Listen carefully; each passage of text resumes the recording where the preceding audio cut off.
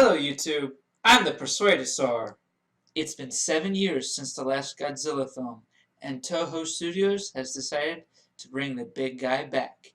It's King Kong vs. Godzilla. This movie pretty much made Godzilla.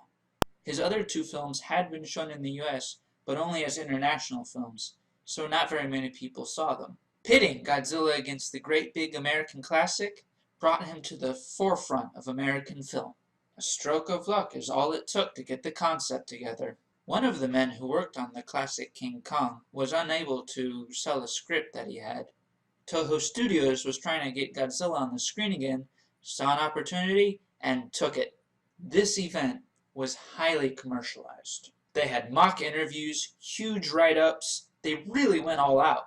This matchup was so iconic that even today, King Kong and Godzilla are considered mortal enemies. Well, guess what? They only fought this once. Now that's marketing. As a bonus, this is the first time Godzilla has been seen in color. This movie is considered the Jaws of the Japanese industry, being one of their highest grossing films of all time. Do you want to find out why? Do you want to see them fight? Well, I hope so. Why else would you be watching this? So, here's 1962's King Kong vs. Godzilla. Release the Titans! We begin with a submarine. And now I'm hungry. They are investigating unusual temperature readings in the Bering Sea. Suddenly, they get trapped in the ice and are shortly destroyed by fire. The rescue helicopter that was sent out after them spot their distress signal, only to bear witness to Godzilla freeing himself from an iceberg. Continuity!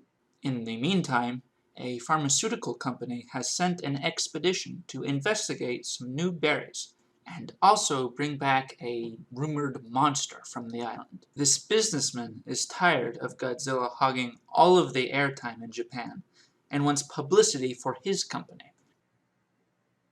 Priorities? So the idea is he gets his own monster. On that island, a giant octopus attacks the natives, which draws out the mysterious god or monster of the island. It's King Kong! Kong soundly drives the cephalopod back into the water and celebrates by drinking a bunch of berry juice, which puts him right to sleep. Somehow the two men are able to build a giant raft and tow him behind a ship.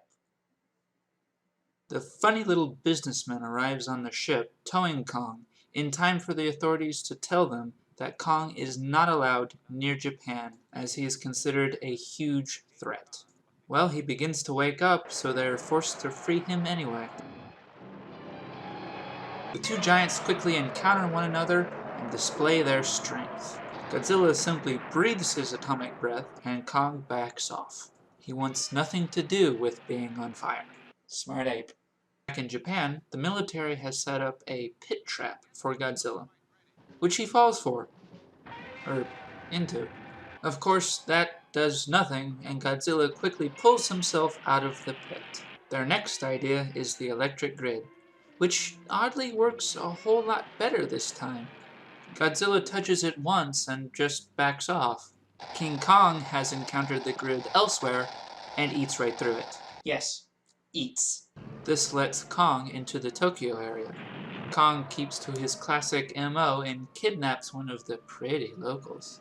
This builds up to a plan to get the woman back by exploding berry juice over Kong's head while playing the drums. Believe me, the further we get in the movies, the stranger stuff I'll have to say. After they succeed there, the authorities decide that the atomic bomb, which has been discussed this whole movie, cannot be used, and the only hope is for Kong and Godzilla to fight. Let them fight. So they decide to lift a sleeping King Kong to Mount Fuji using balloons. They drop him so that he collides with Godzilla, which initiates the fight. Kong quickly hides from Godzilla rendering the atomic breath not as effective. During the close quarters fight, Kong seems to be gaining the upper hand until he slips and hits his head. Oh, but it was just a ruse to surprise Godzilla that really only works if your opponent doesn't give out really nasty mule kicks. Godzilla begins to beat and then bury the downed ape, when suddenly a storm begins to strike Kong. The lightning strikes reinvigorates him and give him electric powers. Despite this, Godzilla continues to fight the ape across the countryside. Eat your vegetables. The brawl eventually lands them right next to a castle, and after a game of monkey in the middle, oh, I can't believe I just made that joke, they both tumble over the edge, locked in combat. That seems to be a thing with Godzilla. The final shot is that of King Kong, swimming away, hopefully back to his island. So who won? Well, there's a little bit of controversy there. The Japanese version made it sound like King Kong was swimming away in defeat, while the one released in the US made it sound like he was swimming away victoriously back to his own island. They use the same footage, the voiceovers are just different.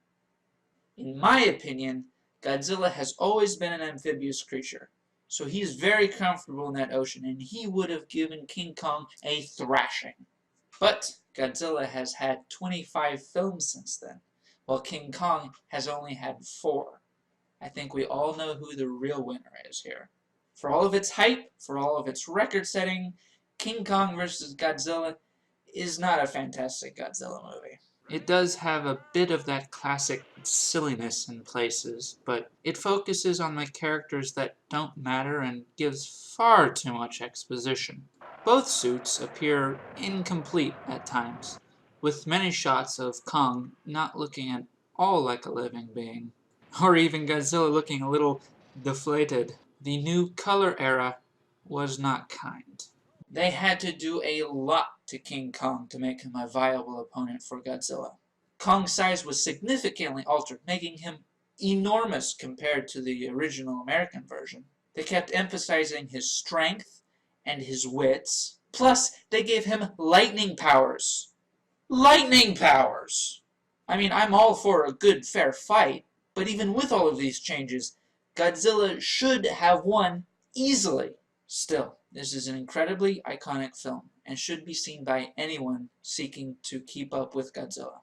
They were able to get more movement out of the suits than ever before, and the movie did pave the way for coming Godzilla movies being popular in the United States.